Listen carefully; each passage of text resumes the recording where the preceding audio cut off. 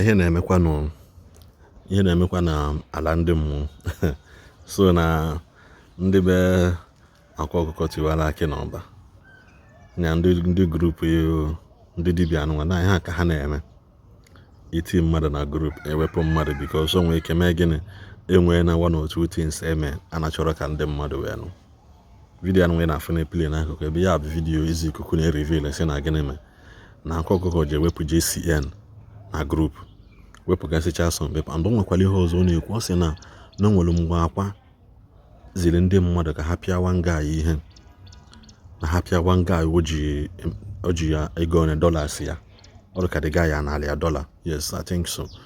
No, o ji dollar the guy kwuo ekwu o wee kpụta ndị mmadụ ewee mee gịnị ewee pịaba the boys ihe which means na Akwa nwee thugs ọ na-akpọ eje mkpamkpa ma o set ya.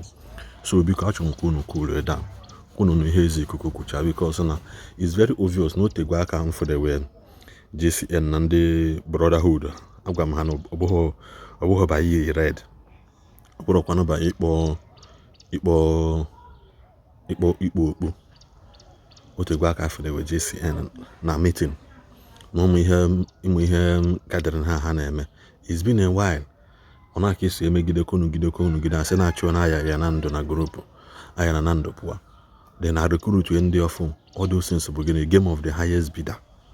Ha watch afọ na ị na-ahazi emeta ọfụma na fọmatị nke ga-cast bago ewelu gị wee lekwa ihe ndị ọzọ na-eme all those things bụ gịnị propaganda.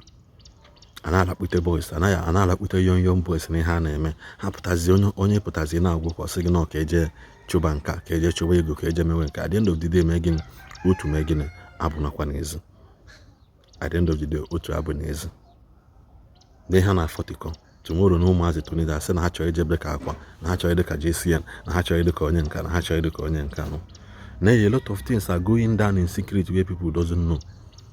So we got some cool down because that story again kalele as you could know you post a video to prove that na Akwa Okuko indeed pialo one boy Italian because the boy making the buy over or he name on social media because a lot of things that may behind the scene or you born a like this and I hide here and it puchuki ako wagaleno amonyomodu wa George feel no nke akachama so bikono Kabanaro, then in this video, I need you because na story kale. I greet you all my lovely fans and friends, all crazy kuku. Mauna bata. Oh, share this video very well. Eba Akwa Okuko and ndo tu endi perima. Akora tuko. Oye nkaima as onyare nje number 1. And the Perimadipie no Okija and the fake Akajiofo Okija. Abraham on Lily. If only have winning table of Ndialomana. Show me your friend, I will show you who you are.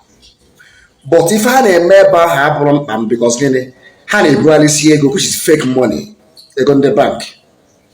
And the buy is not getting now they do your more. Wele nwude nnekwu ife abụghị ka a na-ede ngụnwa ka a na-ede ịbịa ti nke ka akụchie this boy na mma atụ vidiyo n'ihu akwụkwọ akpanapụrụ $5,000 na-ehudoro ime otu a ka o si wee fụ ndị a chịkwara ha bụ eziokwu mmadụ wee gaa tinye ego ka agwọọlụ ya ọgwụ wee pịachie ego okwuzie okwu esendị atọs ndị unknown government Akwa ka e pịaba n'ife mana nke a bụ letter video me post today with a voice note with a video mgbe apịara ife with a video mgbe agwọọla ya ọgwụ with ka esi wee ya ọgwụ again gwa ụnụ ga-anụ nwantị mana na the main game now ụnụ na-afụ na new faces na this morning star club nwere na-ajụ where is JCN Herbal Mission? Where is JCN Herbal Mission? Ebe ọ bụ na JCN Herbal Mission anọghị na group where something is wrong somewhere. Lọta kwọlio na Akwa Okuko nwadịala JCN. And Akwa Okuko ya abịgba ha n'eziokwu unu ese okwu. ọ chọrọ ka alụlụ ma na-adọt na n'Igbo ka ọ fụra dị hodibe niile na-eme ofe ife ọ na-eme ka afọ na awa ka ọ chọwụrụ na final. Ndị agụrụ na agụ ga-asị gị ọ na-eke ego, ọ na-eme mma, o nwere ife ịma. Okay, na let me tell you small history of Akwa Okuko.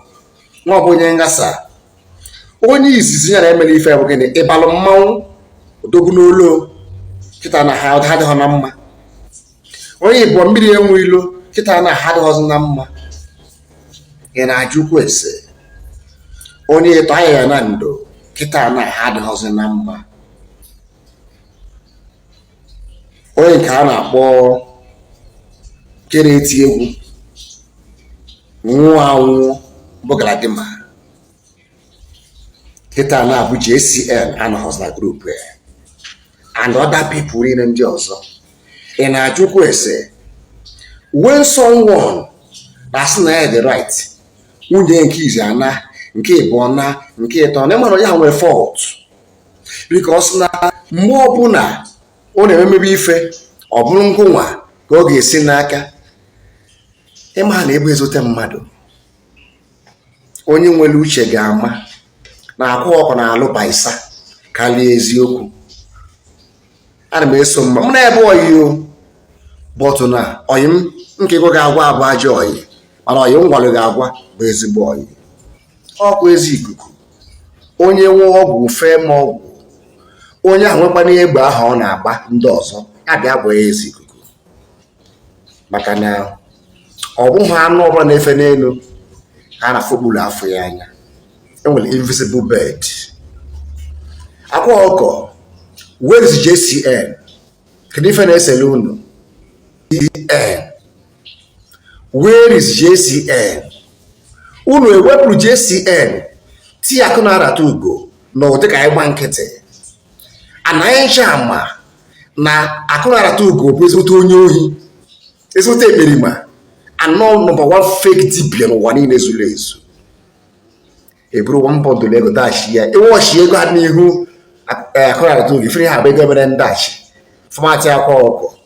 O megide onye nke mata truth, onye ahụ apụa o tinye onye ọzọ. Onye ọbụla anya saa, all glitters are not gold. Onye ọbụla ịfụlụ bụ sọ mmebi ka ọma nyeli ya efe, maka na ihe ọbụla na-agba ka ngwọ abụrụ ife dị mma. Ndị bọọsụ ka anyị tụọ ka nkwụ tụọ ngenge. Akwa Okuko agasago ala Igbo and ịma na mgbe eji ekwu a na-eteka maka na onye nwere uche ka a na-akpọ eji okwu ụmụnna. Where is JCN ha mission? Gịnị na-ese? Kedu ife a na-ezo ife anwa? Eze Obi agbagara Akwa Okuko ọsọ. Kedu ife a na-eso? Akwa Okuko, where is JCN?